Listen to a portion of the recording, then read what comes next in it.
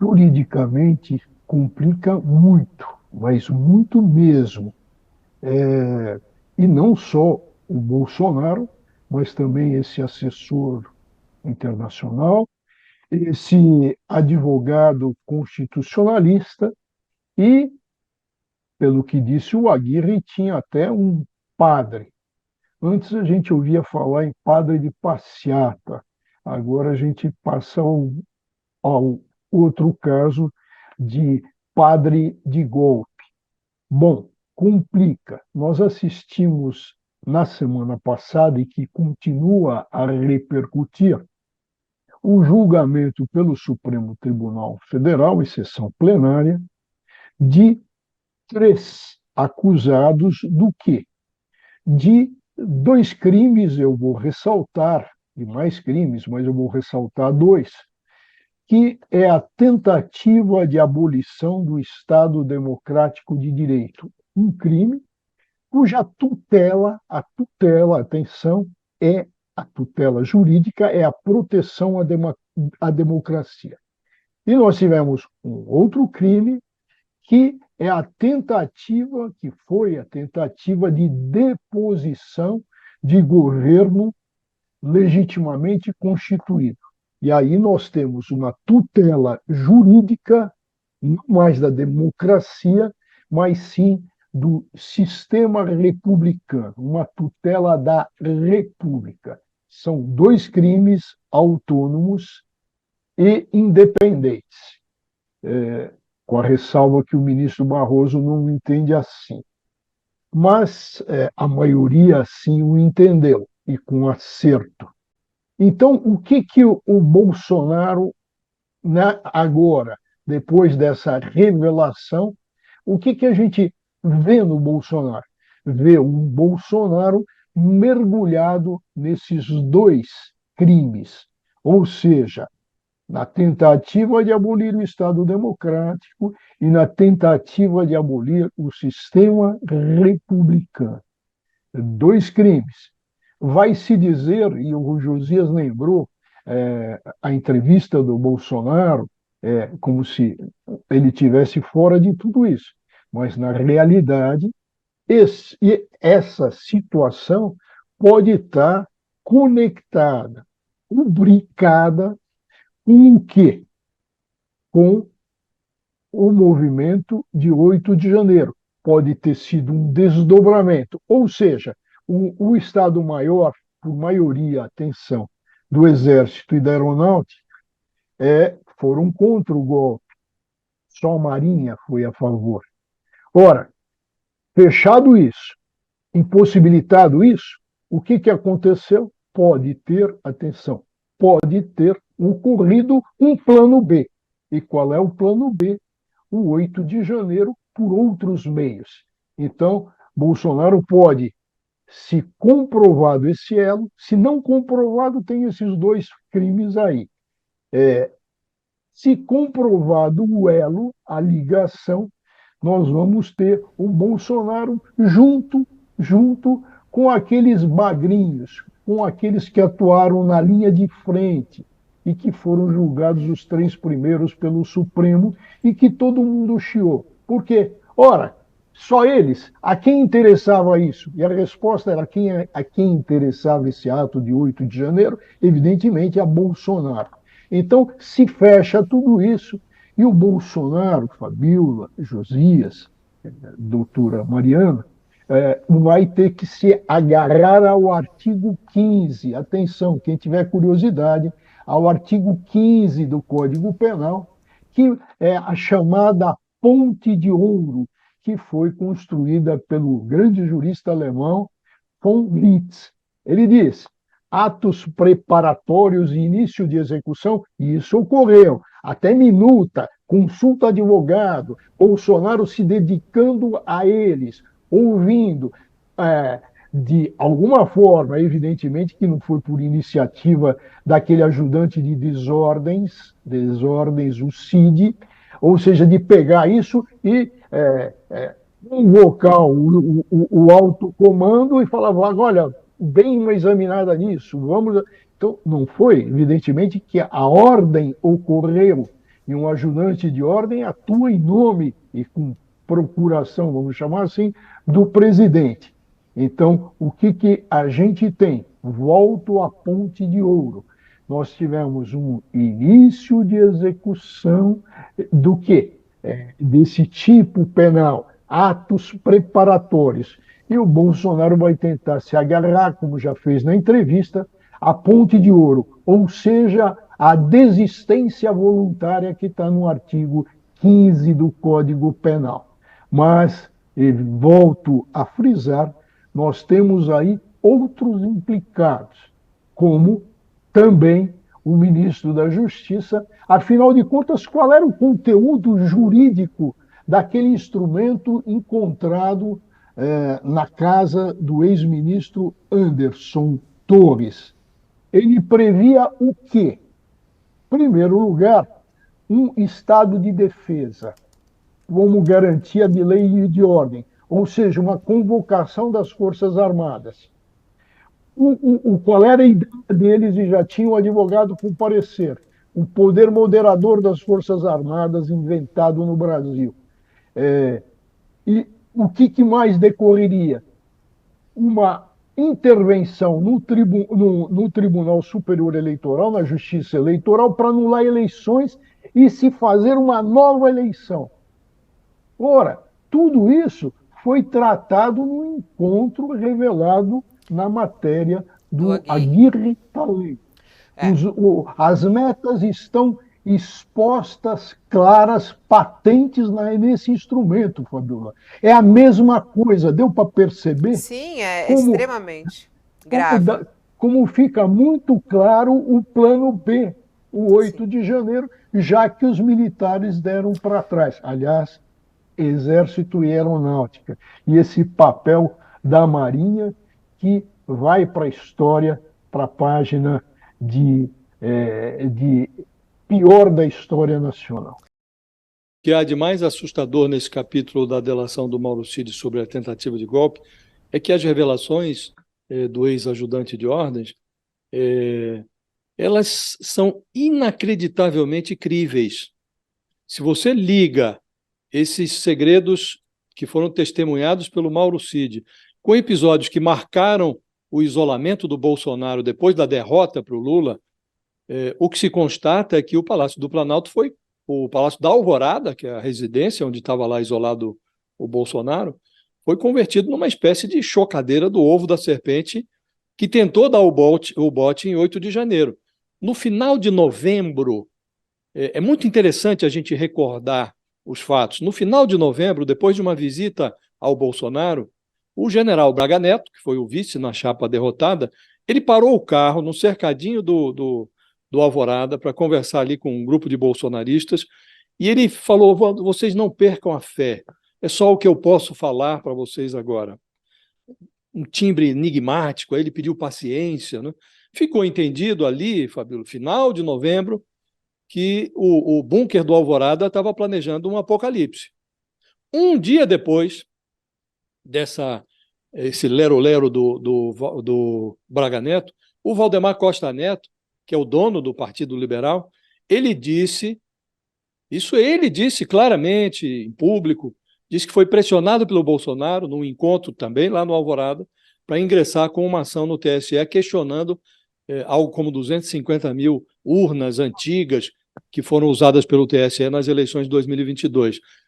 Na semana seguinte, ele protocolou uma ação questionando essas urnas. Foi rejeitada a ação, rendeu uma multa ao PL de 22,9 milhões de reais, e ficou claro ali, Fabíola, que o plano golpista do Bolsonaro passava pelo questionamento ao resultado das urnas. Aí, numa live que foi ao ar na véspera da fuga do Bolsonaro para a Flórida, nessa live o Bolsonaro soou como se lamentasse não ter conseguido apoio para o golpe que evitaria a posse do Lula. Ele disse nessa live: eu busquei dentro das 4 linhas se tinha alguma alternativa para isso aí. Isso aí era a eleição do Lula. Ele buscava uma alternativa para reverter a eleição do Lula. Aí ele disse lá, como que desconversando, né, certas medidas têm que ter o apoio do Parlamento, do Supremo, de outros órgãos, de outras instituições. Agora, na delação do Mauro Cid, o ex-ajudante de ordens coloca na mão do Bolsonaro uma minuta golpista. Essa minuta previa a prisão de adversários, a convocação de novas eleições, coisa muito parecida com o documento que a Polícia Federal apreendeu na casa do ex-ministro Anderson Torres. E o Mauro Cid conta que, em dezembro, o Bolsonaro sondou a cúpula militar sobre a viabilidade de uma virada da mesa. Ele descobriu que as minhas Forças Armadas não eram tão suas como ele imaginava. Só o comandante da Marinha, o almirante Almir Garnier, aderiu explicitamente ao golpe. Daí esse timbre lamurioso do Bolsonaro na live que antecedeu a fuga. Eu diria a você, Fabíola, que a Polícia Federal ela não poderia dispor de um roteiro de investigação tão nitidamente esboçado. Encurtam-se os horizontes do Bolsonaro. Ele já está inelegível, já não enxergava 2026. Agora, ele começa a enxergar as grades. E o Bolsonaro, ele sente que ele está às voltas com algo muito grave. Ele vive a síndrome do que está por vir. Ele declarou dias atrás, eu posso discutir qualquer coisa, posso pensar em qualquer coisa, mas se não botar em prática, não tem problema. Isso ele disse semana passada. O Bolsonaro se comporta, Fabíola, mais ou menos como um sujeito que, flagrado no instante que tentava assassinar o pai e a mãe, ele pede ao juiz, na hora do julgamento, perdão para um pobre quase órfão. Então, o esboço da investigação está claro, está nítido. Agora falta a Polícia Federal dar tratos a essa bola, grudar provas, evidências na delação do Mauro Cid. Agora está tudo cada vez mais claro, Fabíola. Olha, a Lucelena, nossa audiência aqui, todo mundo comentando sobre isso, Aguirre. A Lucelena pergunta não, ela afirma que, olha, na minha opinião, essa notícia é muito mais importante do que a história das vacinas, que foi o motivo da prisão, inclusive de Mauro Cid, inicial, e das joias. Ela falou assim, essa reportagem do Aguirre Talento deixa claro que nós ficamos a um passo de um golpe. O risco de golpe realmente aconteceu, segundo essa sua reportagem. É isso, Aguirre? Com certeza. Isso mostra que realmente estava nos planos ali do entorno de Jair Bolsonaro. Houve uma discussão com o alto comando das Forças Armadas, e se houvesse uma adesão, a gente correria o risco de ter vivido uma tentativa golpista, né? Acho que dificilmente ela iria prosperar, mas causaria ainda mais tensão entre as instituições. Outra coisa que me chama a atenção sobre o relato do Cid é que essas acusações envolvendo Jair Bolsonaro também pegam de surpresa a equipe de Jair Bolsonaro, o entorno de Jair Bolsonaro, porque até então havia uma avaliação de que os danos a Bolsonaro estavam controlados, de que Cid teria admitido a parte das joias, mas que não contou nada demais envolvendo Bolsonaro. A gente recebeu informações de que emissários ali do Mauro Cid buscaram tranquilizar o entorno de Bolsonaro e até das Forças Armadas, de que não haveria nenhum general de alta patente envolvido. Então, isso mostra que realmente houve um trabalho ali, de certa forma, de tentar fazer uma redução de danos para que não houvesse uma pressão muito grande sobre o Cid, mas que o Cid, de fato, entregou coisas muito importantes envolvendo Bolsonaro e envolvendo as Forças Armadas. A colega colunista do Globo, Bela Megali, inclusive, publicou também nessa quinta-feira que chegou a informação à cúpula das Forças Armadas sobre esse engajamento do almirante Almir Garnier, o ex-comandante da Marinha, em relação a esse plano de golpe. Isso também causou um choque na cúpula das Forças Armadas, aumentou a tensão envolvendo as Forças Armadas no momento em que essas investigações da Polícia Federal, tanto sobre desvio de recursos como sobre iniciativas golpistas, miram em cheio integrantes do Exército, da Marinha, da Aeronáutica. Então, realmente, os impactos da delação de Mauro Cid ainda vão reverberar bastante, e vale ressaltar que a gente não sabe a íntegra da delação, a gente não tem todos os detalhes, então é possível que haja mais informações comprometedoras que ainda não vieram a público. Eu conto na matéria que o cardápio da delação inclui o caso do esquema das joias, o caso da fraude nas vacinas, e ele também foi perguntado e falou sobre a suspeita de desvio de recursos públicos no Palácio do Planalto, envolvendo cartões corporativos, só que a gente não sabe o teor exato desses relatos. Então, os desdobramentos podem trazer mais notícias desagradáveis para Jair Bolsonaro e seus aliados. Josias e o professor Mairovich, até eu queria conversar com o professor Mairovich sobre o episódio envolvendo os estudantes de medicina. A gente entra um pouquinho nesse assunto também, porque ainda segue a repercussão desse caso envolvendo os estudantes de medicina da Universidade de Santo Amaro, que tiraram a roupa e fizeram gestos obscenos durante um jogo de vôlei feminino. O Conselho Federal de Medicina quer criar um grupo de trabalho agora com o Ministério da Educação. O Ministério da Educação, inclusive, se pronunciou sobre isso, falando da gravidade desse assunto, e universidades do país. A entidade associou o caso à abertura indiscriminada de escolas médicas no Brasil. E o Conselho defende ações que fortaleçam o ensino médico para que o país possa contar com profissionais mais bem preparados, com conhecimento clínico, técnico e também conscientes de suas responsabilidades, porque é um pouco disso do que a gente está vivendo, né, o professor Mairovich? Cada um numa situação, mas esses estudantes foram lá, fizeram isso e agora estão expulsos da faculdade de medicina, cometeram um crime ali, né, e podem ser julgados por isso e até, se bobear, presos, né? Fabiola, por partes, né?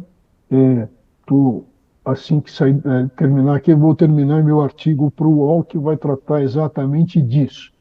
Parece não, tenho certeza que o mitológico deus grego Priapo, associado com uma figura bíblica chamado Onã, entraram nas faculdades de direito, das faculdades de medicina, porque a notícia que se tem é que outras faculdades, e aí na lista tem até a faculdade da Santa Casa, que tem o Hospital Escola Santa Casa, que cuida de pobres, de indigentes, enfim, dos últimos da sociedade. E os alunos frequentam esse hospital escola. Então, existem casos aí do quê? De atos obscenos que, como você bem lembrou, Fabiola, é crime previsto no Código Penal. Não dá cadeia, a pena é de 4 meses a 1 ano de detenção, então tem penas alternativas. A lembrar também que os fatos se repetiram segundo se tem notícia em outras faculdades. Que fatos? Quando eu falei no deus grego Priapo, aquele que tinha por punição um membro viril descomunal e sempre erecto, mas a característica dele é o exibicionismo e o machismo. E o que a gente assistiu nesse episódio envolvendo alunos da Faculdade de Medicina Santo Amaro, um jogo de voleibol feminino, foi, além do crime, do ato obsceno, nós tivemos um grosseiro exibicionismo em cima e uma grosseira manifestação machista perante as jogadoras e o público feminino lá presente. E quando eu me referi ao onanismo, nós tivemos o quê? Esses machistas exibicionistas a praticar ato de masturbação, onanismo. Então, isso é extremamente grave. Agora você diz, Fabiola, que o Conselho Federal de Medicina,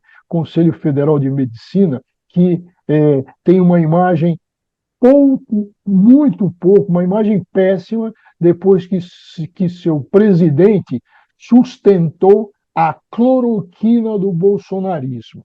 Então, o que há necessidade? Se pegou isso para se falar da proliferação de faculdades, mas nós temos que esse episódio revela como o estudo da ética médica colocado muito mal nessas faculdades atingidas por isso. Nós temos aí o julgamento, o compromisso, é, que é visto como um juramento que os bacharéis fazem quando se formam, do Hipócrates. O Hipócrates, que é visto como o pai da medicina. Nesse julgamento, nessa norma do Hipócrates, tá?